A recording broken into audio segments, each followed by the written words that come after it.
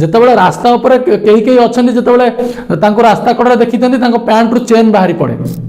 ଦର୍ଶକ ବନ୍ଧୁ ଆପଣମାନେ ଦେଖିଥିବେ ବର୍ତ୍ତମାନ କିଛି ଦିନ ତଳେ ଯେ ଭୁବନେଶ୍ୱର ରାଜଧାନୀରେ ଜଣେ କିନ୍ନର ବା ଜଣେ ଟ୍ରାନ୍ସଜେଣ୍ଡରକୁ ହତ୍ୟା କରାଗଲା ଏବଂ ୟାଙ୍କୁ ହତ୍ୟା କରାଗଲା ପରେ ଯେତେବେଳେ କି ପ୍ରତିବାଦ କରୁଛନ୍ତି ଆସିକି ଟ୍ରାନ୍ସଜେଣ୍ଡର ମାନେ ରାଜରାସ୍ତାରେ ଭୁବନେଶ୍ୱର ମାଷ୍ଟର କ୍ୟାଣ୍ଟିନ ଛକରେ, ସେତେବେଳେ ଏଇ ଟ୍ରାନ୍ସଜେଣ୍ଡର ମାନଙ୍କୁ ନେଇକି ଗୋଟେ ବଡ଼ ପ୍ରଶ୍ନବାଚୀ ଛିଡ଼ା ହେଇଛି ଯେ ଏମାନେ କାହିଁକି ରାସ୍ତାକୁ ଆସୁଛନ୍ତି, ଏମାନେ କାହିଁକି ଟ୍ରେନରେ ଚଢୁଛନ୍ତି ଏବଂ ଏମାନେ କାହିଁକି ଏମିତି କାମ କରୁଛନ୍ତି ଯୋଉଥିପାଇଁ କି ଏମାନଙ୍କୁ ଏଇଭଳି ଭାବରେ ମୃତ୍ୟୁର ଶିକାର ହେବାକୁ ପଡୁଛି, ଏମିତି ସମସ୍ୟାର ସମ୍ମୁଖୀନ କରିବାକୁ ପଡୁଛି।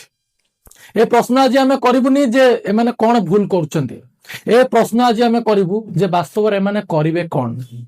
ଯେତେବେଳେ ଲୋକ ଆଲୋଚନା କରୁଛନ୍ତି ଯେ ବାସ୍ତବରେ ଗୋଟେ କିନ୍ନରଟିଏ ବା ଗୋଟିଏ ଟ୍ରାନ୍ସଜେଣ୍ଡରଟିଏ ଯଦି ବଞ୍ଚୁ ବଞ୍ଚୁ ପଳେଇ ଆସୁଛି ନିଜର ପେଟ ପାଟଣା ପାଇଁ ଏସବୁ କାର୍ଯ୍ୟ କରିବା ପାଇଁ, ତେବେ ୟାକୁ ପ୍ରୋତ୍ସାହିତ କରୁଛି କିଏ? ଏ ପ୍ରଶ୍ନବାଚୀ ବନ୍ଧୁ ଆମେ ଆଜି ଏ ବିଷୟରେ ଆଲୋଚନା କରିବା। ଯେ ବନ୍ଧୁ ଆପଣମାନେ କେବେ ଦେଖିଛନ୍ତି ଯଦି ଗୋଟିଏ କିନ୍ନରଟିଏ ବା ଗୋଟିଏ ଟ୍ରାନ୍ସଜେଣ୍ଡର ଲୋକଟିଏ ବା ମଣିଷଟିଏ ସେ ବଞ୍ଚିବ କେମିତି? ଯଦି ଆଜ୍ଞା ସେ ବ୍ୟବସାୟ କରିବା ପାଇଁ ଚେଷ୍ଟା କରୁଛି ସେତେବେଳେ ତାଠୁ ଆମେ କୌଣସି ପ୍ରକାର ଜିନିଷ କେହି କିଣୁନେ। ଯଦି ପାଠ ପଢିବା ପାଇଁ ଛୋଟବେଳେ ସ୍କୁଲ ଯାଉଛି ଅନେକ ପ୍ରକାରର ଟାହି ଟାପରାର ସମ୍ମୁଖୀନ ହଉଛି। ଆଉ ଯଦି ରାସ୍ତା କଡ଼କୁ ଆସିଲା କୌଣସି ପ୍ରକାରର କିଛି କାମ କରିବା ପାଇଁ ସେଠି ମଧ୍ୟ କୌଣସି ପ୍ରକାରରେ ସେ କାମରେ ତାକୁ ନିୟୋଜିତ କରାଗଲାନି ଏବଂ ସମ୍ପୂର୍ଣ୍ଣ ଭାବରେ ପ୍ରତିବାଦ କରାଗଲା, ବିରୋଧ କରାଗଲା। ଯଦି କୌଣସି ଗୋଟେ ଜିନିଷ ବନେଇକି ବିକ୍ରି କରୁଛି କେହି ଲୋକ ଖାଇବେ ନାହିଁ। ତେଣୁ ଜଣେ ବଞ୍ଚିବ କେମିତି ଏଇ କଥା ଆଗେ ବନ୍ଧୁ ଚିନ୍ତା କରନ୍ତୁ ଯେ ବାସ୍ତବରେ ସେ ସମାଜରେ କଣ ତାର ପେଟଟା କେମିତି ପୋଷିବ। ଏଠି କଥା ଉଠିପାରେ ଯେ କାହିଁକି ରାସ୍ତା ଉପରେ ଛିଡ଼ା ଅଛନ୍ତି, ଆରେ ସେମାନଙ୍କର କଣ ଖାଲି ଭୁଲ? ଯେତେବେଳେ ରାସ୍ତା ଉପରେ କେହି କେହି ଅଛନ୍ତି ଯେତେବେଳେ ତାଙ୍କୁ ରାସ୍ତା କଡ଼ରେ ଦେଖିଛନ୍ତି ତାଙ୍କ ପ୍ୟାଣ୍ଟରୁ ଚେନ୍ ବାହାରି ପଡ଼େ। ଆପଣମାନେ ଚିନ୍ତା କରନ୍ତୁ ସମାଜରେ ଏମିତି ବି ଲୋକ ବଞ୍ଚିଛନ୍ତି ଯୋଉମାନେ ନିଜର ଶାରୀରିକ ସୁଖ ବା ଶାରୀରିକ ଭୋକ ଭିତରେ ଏସବୁ ଜିନିଷକୁ ହଜେଇ ଦିଅନ୍ତି ଏବଂ ତାପରେ ବି ପ୍ରଶ୍ନ ଛିଡ଼ା ହୁଏ ଯେ ଏମାନେ ହିଁ ଏଇସବୁ ଜିନିଷ କରୁଛନ୍ତି ଏବଂ ଏଇମାନେ ହିଁ ସମାଜକୁ ଖରାପ କରୁଛନ୍ତି। ଯେତେବେଳେ କି ବାସ୍ତବ ଦୁନିଆ ଠାରୁ ଅବାସ୍ତବ ଚିତ୍ରର ସଂଖ୍ୟା ବଢିଯାଏ। ଆପଣ ଖାଲି ଏମାନଙ୍କର ଯୋଉ ପ୍ରଶ୍ନବାଚୀ ଛିଡ଼ା କରୁଛନ୍ତି ଏଇ କଥାକୁ ନେଇ କେବଳ ଏଇ କଥା ହିଁ ଆଲୋଚନା କରାଯାଉଛି, କିନ୍ତୁ ବାସ୍ତବରେ ଏମାନଙ୍କର ଅନେକ ଭଲ କାମ ଅଛି ତାକୁ କେହି ଦେଖନ୍ତି ନାହିଁ।